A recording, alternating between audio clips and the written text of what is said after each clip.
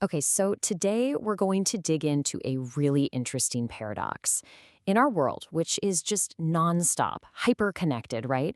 Why are so many young people turning to Sufism? The mystical side of Islam that's all about finding inner stillness. Let's really break down what's going on here. I mean, it's a genuine paradox when you think about it, right?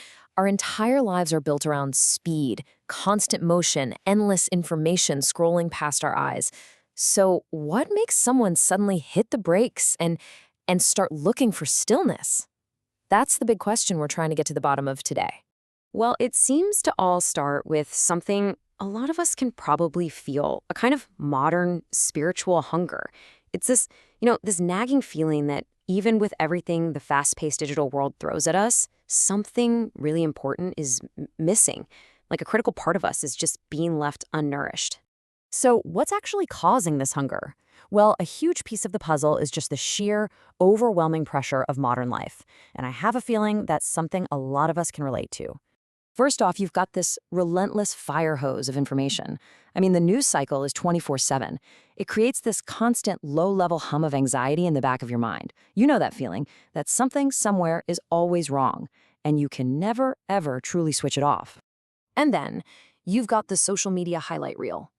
This creates a culture of just endless comparison. Your actual, messy, real life is constantly being stacked up against someone else's perfectly curated, filtered life. It is an absolutely exhausting game, and it almost always leaves you feeling like you just don't measure up. And let's not forget to layer on top of all that the very real economic pressures. This feeling that you have to be on all the time, hustling, producing, performing, just to prove you're worth something, just to stay afloat. And this really gets to the core of the conflict, doesn't it? On the outside, everything looks full, you've got busy schedules, you're constantly connected, social events. But on the inside, it's a totally different story. It's emotional overload, a deep inner tiredness, just a profound sense of being completely and utterly exhausted. So it's right there, in that state of total exhaustion, that some people start to find an answer. And it's not in more noise, but in the exact opposite, in stillness. The ideas found in this spiritual path start to speak directly to that deep inner longing for some kind of balance. And you can see here it's almost like a direct antidote. For every single pressure the modern world throws at you, Sufism seems to offer a counterbalance. The world gives you noise, it offers stillness. The world demands performance, it values sincerity. And while the world pushes you to chase attention, this path is all about the quiet internal work of inner repair. In this quote really nails that shift in values.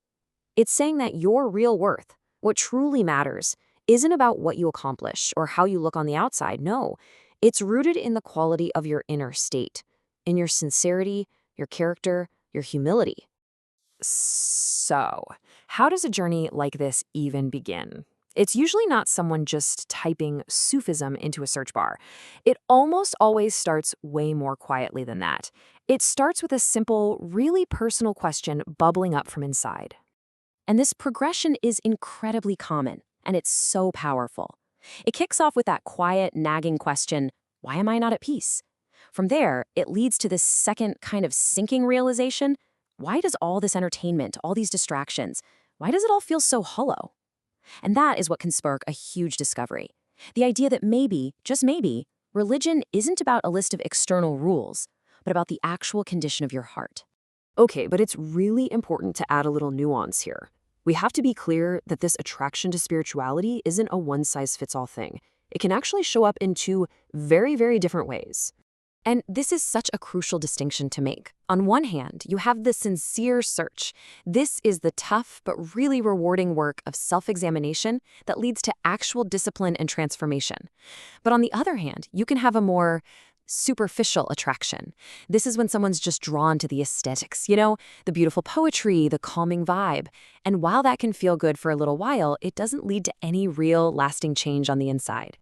So, when you step back and look at the whole picture, what this trend really reveals is a fundamental human need. It's like a big flashing sign showing us what young people are really searching for, deep down, beneath all the noise and pressure of their daily lives. So, when you really boil it all down, this entire trend is sending a powerful signal. It's like a whole generation is declaring loud and clear that the answer to what they're feeling isn't more noise, but peace. And we're not just talking about the absence of sound. We're talking about a search for a profound inner quiet, a kind of tranquility you can't buy, you can't download. It's something that anchors you when the world just feels totally chaotic.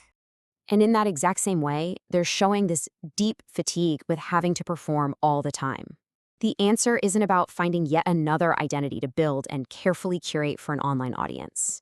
It's about finding truth, finding a space where you can finally be honest with yourself, where you can look at your own flaws without judgment, and connect with a reality that feels so much more solid, more real than any social media profile ever could.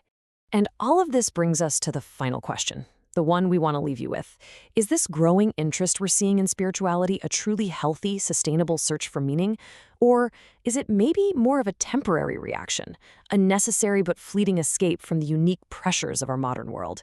Definitely something to think about.